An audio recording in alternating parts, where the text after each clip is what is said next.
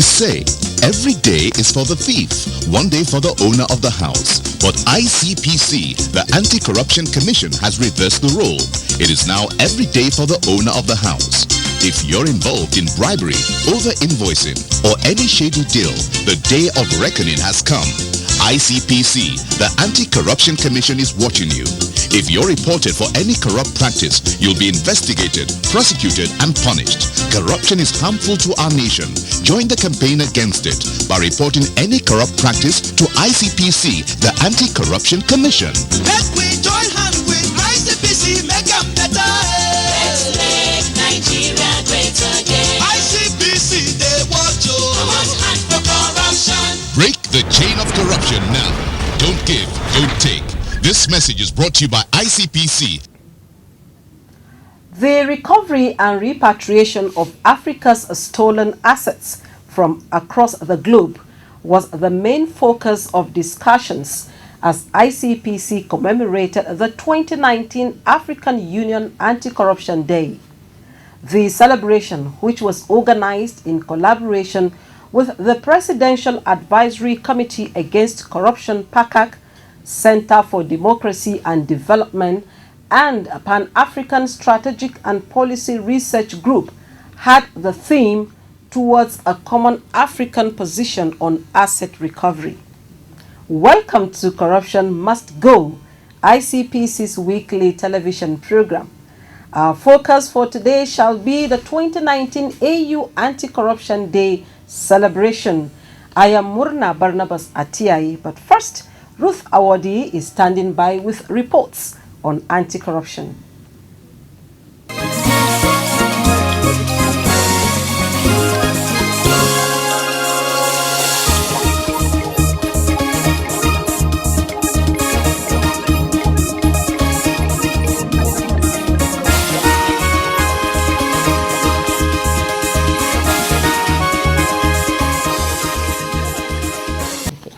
Welcome to this segment on anti-corruption stories. I am Ruth Awodi. ICPC has secured the conviction of a former Director General of the Nigeria Hydraulical Services Agency, NISA, Mr. John Ayade Shamonda, for diversion of 603 million naira. The convict had earlier been arraigned before Honorable Justice Olukayode Adeniyi of the Federal High Court 14 sitting in Apo, Abuja, on a 10-count charge bordering on knowingly making false statements and virement without approval. The offences are contrary to and punishable under Section 16, 17, subsection 1c, and 22, subsection 5 of the Corrupt Practices and Other Related Offences Act 2000. The convict had pleaded not guilty to all the charges. However, during the trial, the prosecution presented 7 witnesses, while 26 documents were admitted as exhibits. The court was also told that Shamonda, while being the DG of NISA, had written to the then Minister of Water Resources, Mrs. Sarah Ochekwe, requesting for 603 million naira for the rehabilitation and replacement of damaged hydrological equipment across the country following the devastating incident of flood in 2012. Furthermore, the court was informed that the former DG, in disbursing the money, did not follow the procurement plan for which the money was released. Instead, Shamonda approved that 2,767,500 naira be used for Salah welfare package, which was paid to all staff of the agency. Also, he spent 25,749,399 naira 60 kobo on a national stakeholders workshop. Shamonda was also alleged to have purchased 2 Toyota Prado Jeeps and 2 Hiace buses, totaling the sum of 49,157,950 naira. In his judgment, Justice Adeniyi found the accused guilty and convicted him on counts 5, 7, 8, 9, and 10 to 1 year imprisonment or an option of fine of 50,000 naira on each count, which sentences are to run concurrently, while he was discharged and acquitted on counts 1, 2, 3, 4, and 6. While handing down the sentence, Justice Adeniyi said, "Ignorance of the law is no excuse, and that the essence of sentencing is not only to punish the convict but to send a warning signal to the general public." The offense of virement at Section 22, subsection 5 of the Corrupt Practices and Other Related Offences Act 2000 is a strict liability offense for which public officers will be convicted, not minding whether the money so diverted was utilized for a legitimate need or not. The conviction sounds a note of warning to all public officers to steer clear of unauthorized virement. It is important to note that the mischief the section seeks to curb is the tendency of public officers to embezzle public funds.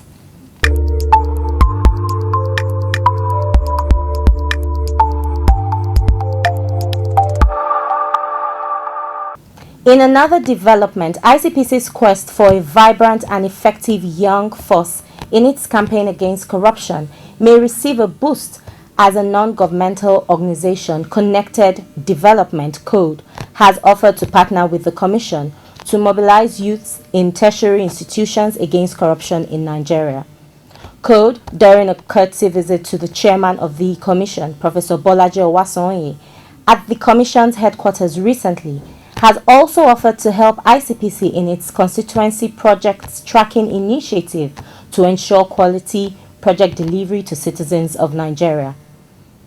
The chief executive of the organization, Mr. Hamzat Lawal, who led several other members of the organization and spoke during the visit, said that they wanted collaboration with the Commission on youth mobilization against corruption in university campuses and on the just launched constituency projects tracking initiative. Mr. Lawal said that his organization was proud of the Commission's achievements so far in the anti-graft war, stating that Code was also seeking the partnership in order to monitor the financial activities of local governments for accountability and transparency in the handling of funds released by the federal government. He also revealed that his organization was in the process of touring university campuses to reach out to students, enlighten them on anti-corruption and on the Follow the Money initiative. In his response, Professor Owasonye commended the group for all the efforts put in the anti-graft war to see that Nigeria turned right, stating how he always commended youth-led initiatives and how in its effort to rid the nation of corruption, the Commission had always welcomed partnerships with organizations. He also well urged them to forward reports of corruption from the Follow the Money initiative on government-funded projects for further investigation and possible prosecution. That will be all on this segment. Corruption Must Go continues with Murna. Stay with us.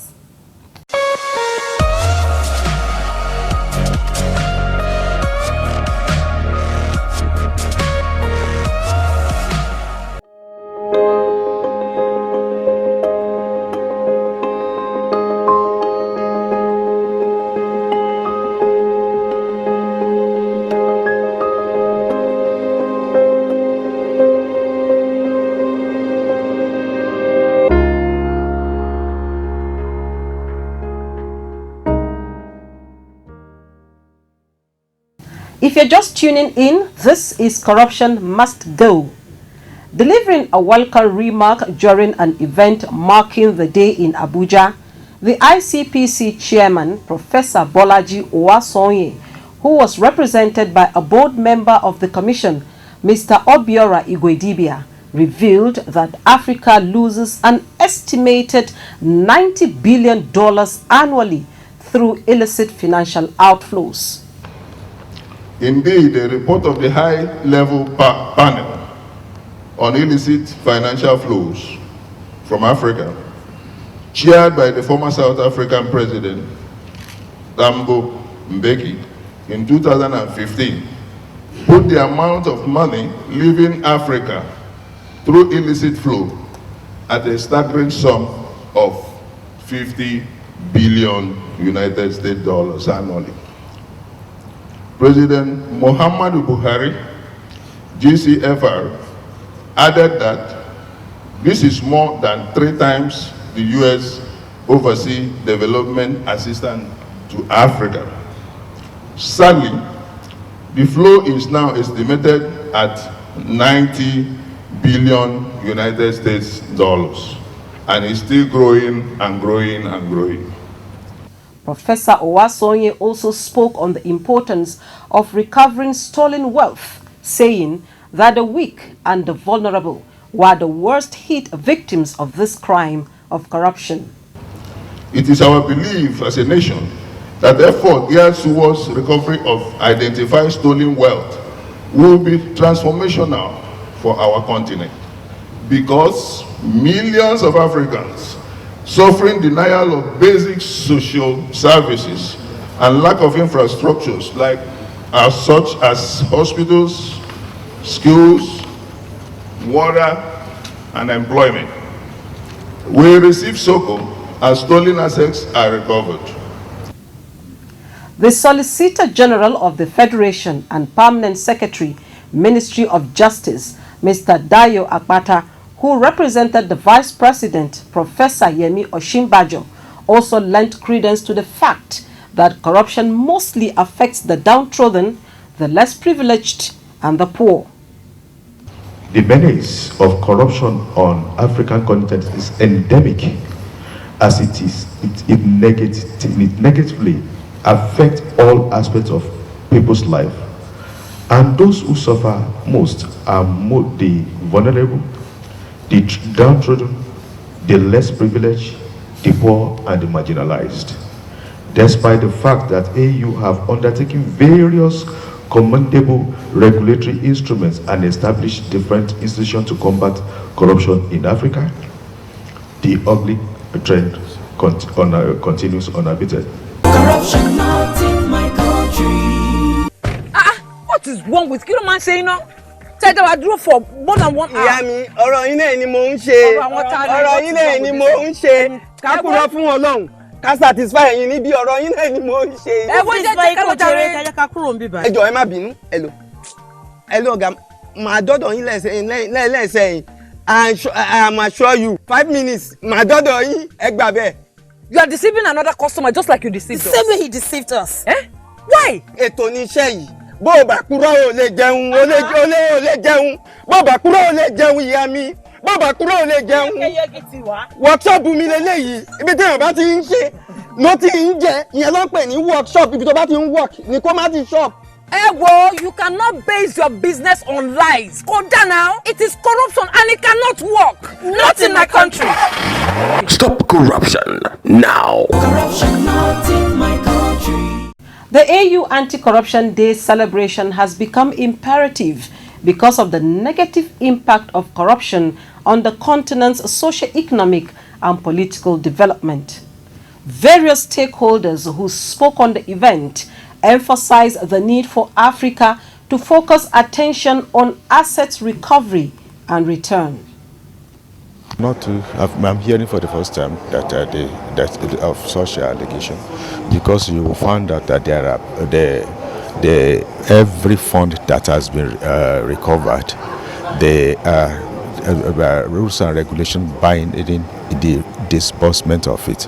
So there's never any time. I don't think they have never heard about that allegation.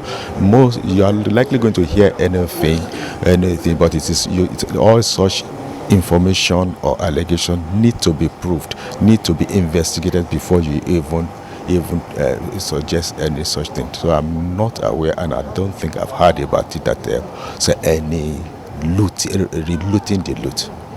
So now is just as the statement has made that this is a veritable ground in which there should be a common ground in which the AU should stand together with a common mind, common purpose to fashion out how the issues relating to asset recovery could be addressed. You will understand one fact: this is a new issue in our own corruption indices. So there's a need that we share ideas.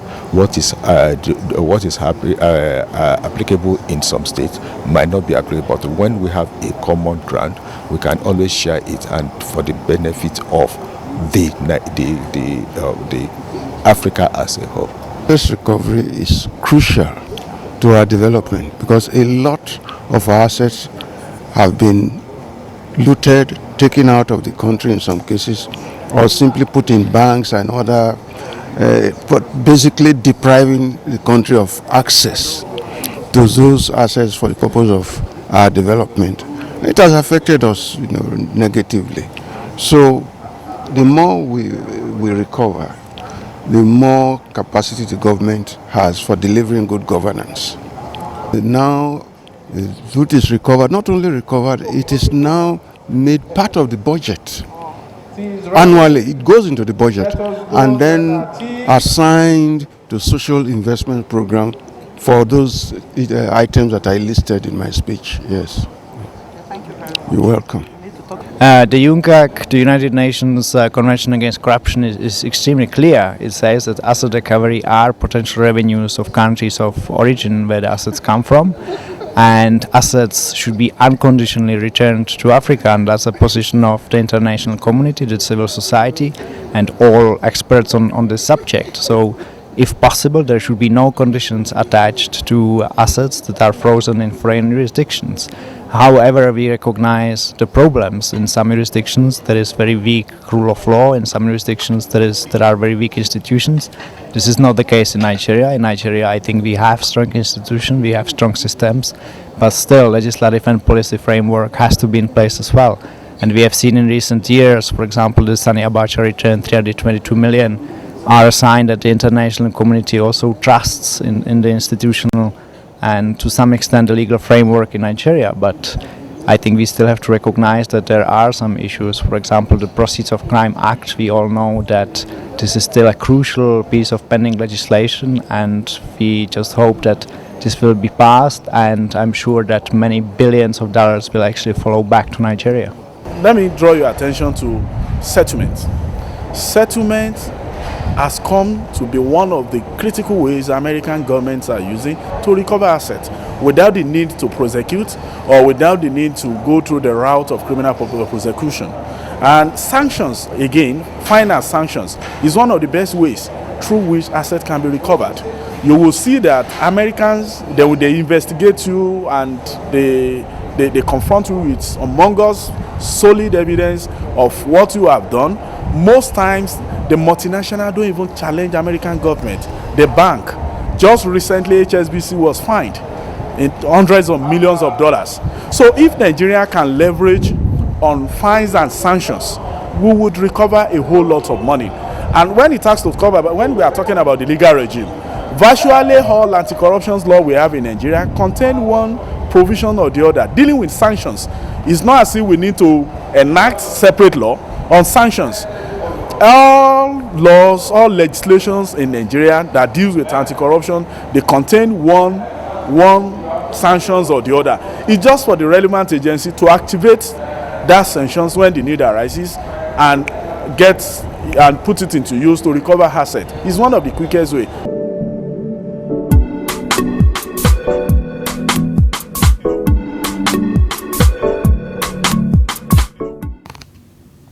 The event also featured panel sessions with discussions focusing on adopting a common African position on asset recovery and asset return and sustainable approaches to the management of recovered assets in Africa.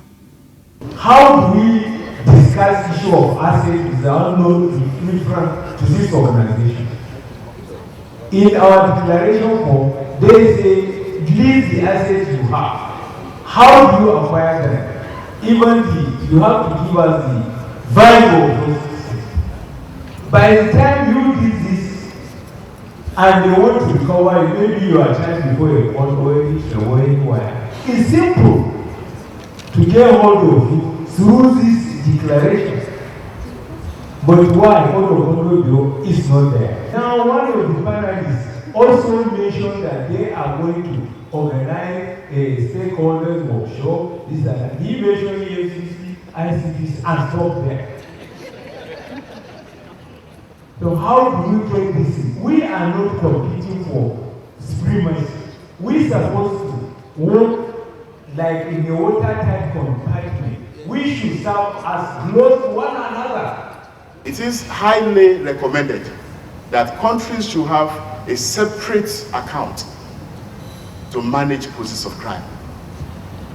And of course, a lot of people have also raised questions and issues as to the credibility of those who will be managing.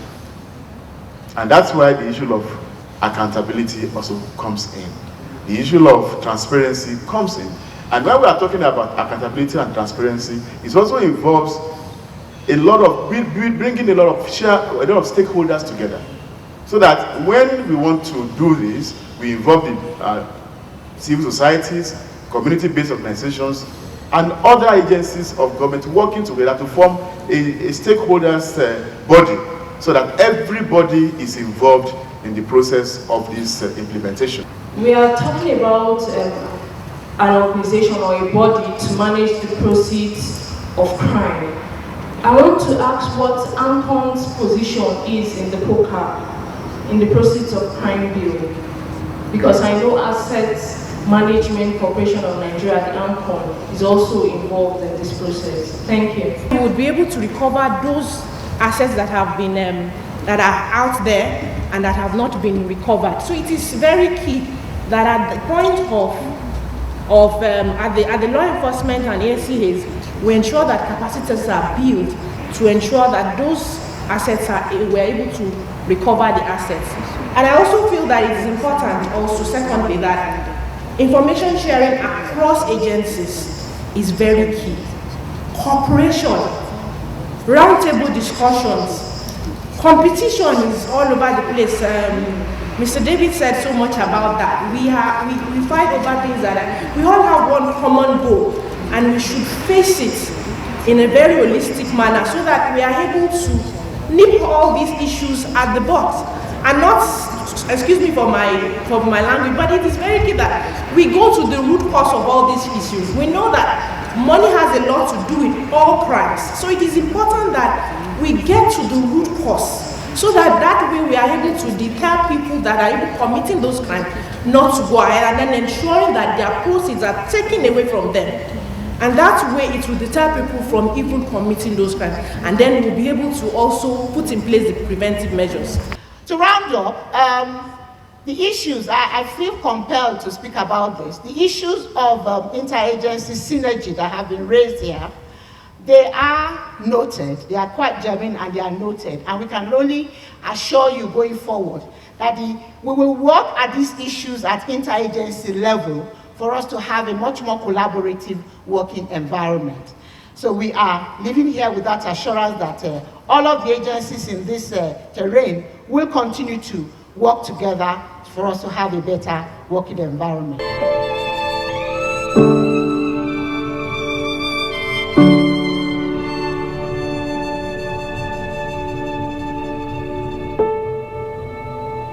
Asset recovery is a critical component of the fight against corruption because it does not only deprive the corrupt person of the fruit of his criminal behavior, it also weakens his financial capacity to frustrate prosecution through devious legal representation and also result in exposure, shame, poverty, depression, and trauma. That's our package on this week's edition. Remember, you can make enquiries and suggestions via our toll-free numbers as shown on the screen. You can also watch the program on our YouTube channel, www.youtube.com/ICPC Nigeria. I am Murna Barnabas Atiai. Bye for now.